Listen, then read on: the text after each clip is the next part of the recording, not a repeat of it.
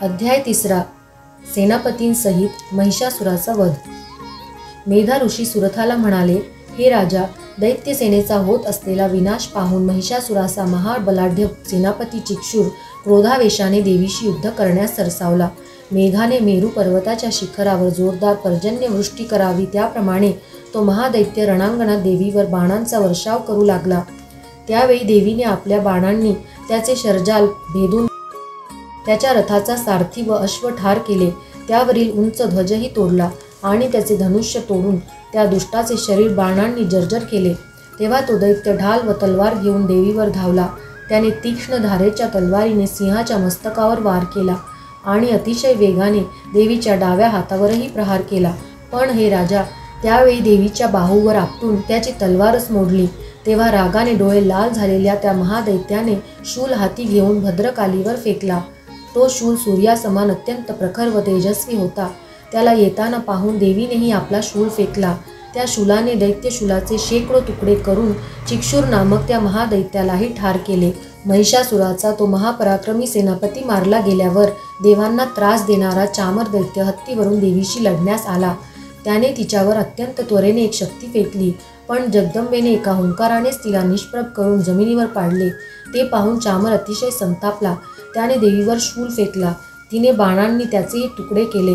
तेवढ्यात देवीचा सिंह उंच उडी मारून चामराच्या हत्तीच्या मस्तकावर चढला।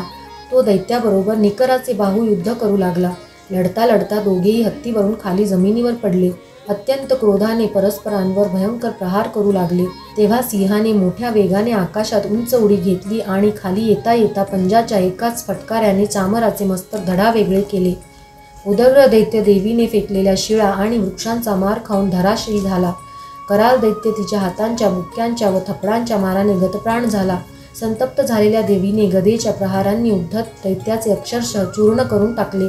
भिंदीपाल शस्त्राने बाष्कलास ठार केले, तर ताम्र आणि अंधकासुराला बाणांनी यमलोकी धाडले।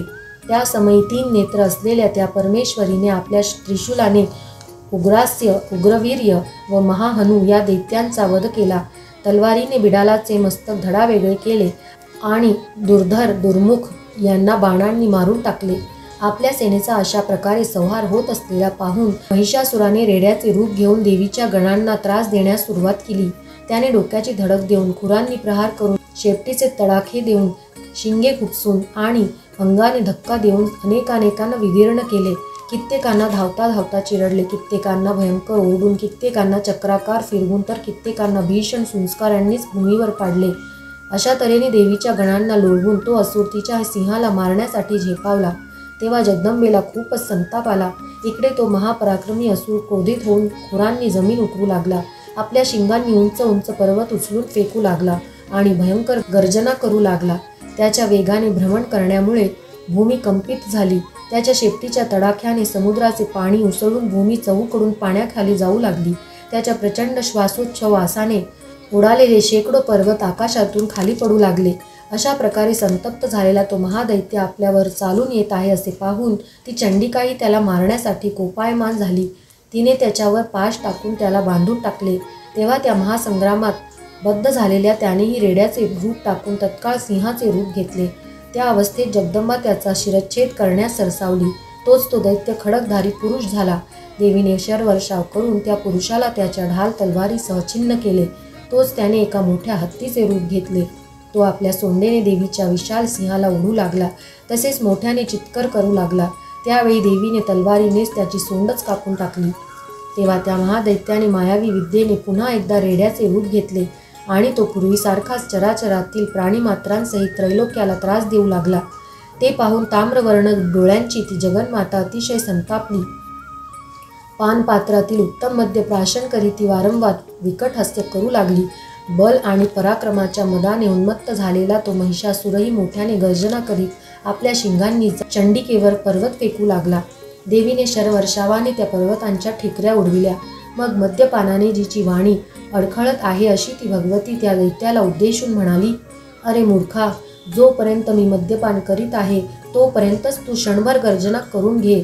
मी तुला ठार केल्यानंतर देवही अशीच गर्जना करतील।